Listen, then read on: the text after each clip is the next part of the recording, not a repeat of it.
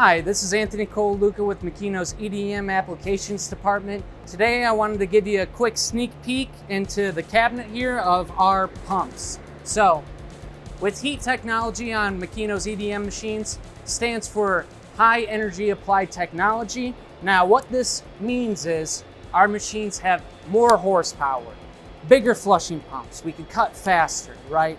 A lot of people say the three most important things about EDM are flushing, and more flushing. With this flushing pressure, we can evacuate our chips, and this leads to increased cutting speeds, right?